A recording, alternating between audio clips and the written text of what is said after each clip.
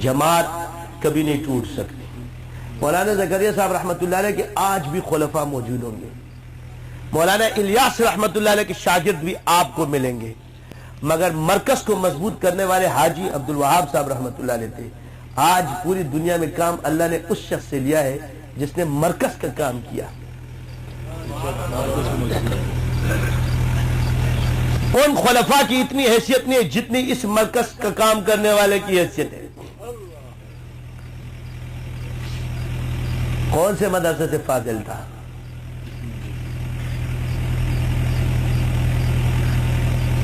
مولانا الیاس رحمت اللہ علیہ کے دور میں بھی اتنے تبلیغی نہیں تھے، مولانا زکریا صاحب رحمت اللہ علیہ کے دور میں بھی اتنے تبلیغی نہیں تھے۔ اللہ آپ کو دکھا رہا ہے کہ اللہ جس سے چاہے کام لے لے۔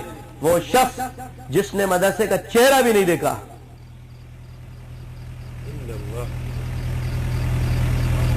اور سارے علماء دو زانو ہو کر بیٹھ گئے۔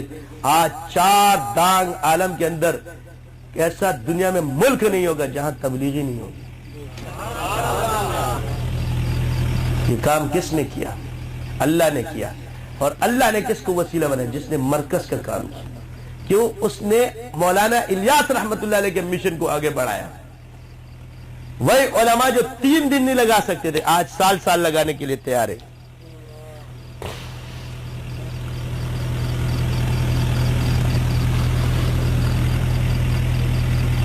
جو مرکز سے کٹے ان کا نام و نشان ایک تھا یہاں پہ مدنی مسجد میں، بڑا اس نے شروع میں اپنے آپ کو جو ہے نا رہنما بنانے کی کوشش کی، آج اس کا نام و نشان بھی نہیں ہے۔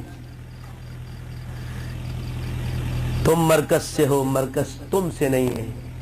اپنے مرکز سے اگر دور نکل جاؤ گے، خواب ہو جاؤ گے، افسانوں میں ڈل جاؤ گے۔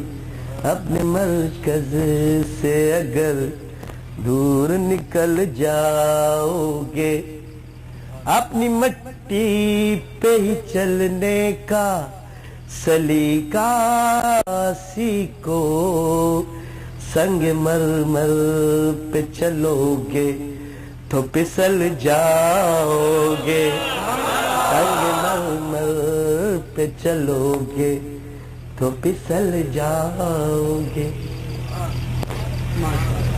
سمجھ آ گئی؟ آگے کیا ہے؟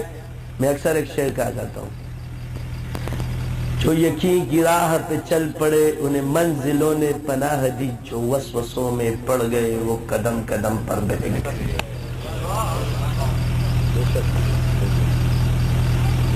اس لیے عاشق بنو، عاقل مت بنو اتنے اس راہ میں، کیونکہ عقل میں تعویلات ہی کرتے رہو گے ساری زندگی اسی میں گزر جائے گی۔ عاشق بن جاؤ کہ کچرا اس میں جل جائے۔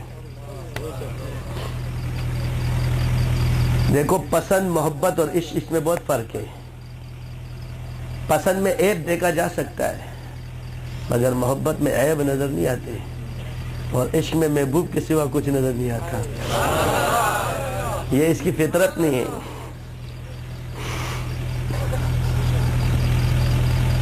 تصوف ہمیں عشق سکھاتا ہے۔ بس تیرا پیر خاص ہے، تیرے لیے بس ہے، تو نے اللہ کو پہچانا اس کی برکت سے۔ آج اگر آپ نے اللہ کو پہچانا تو وسیلہ وہ بنا، تیرے لیے تو اچھا ہے نا۔ کسی کے لیے زہر بھی دوا ہو جاتی ہے، یہ اس کے رب کا کام ہے۔ مریض ٹھیک ہو جائے کسی کے دوا سے،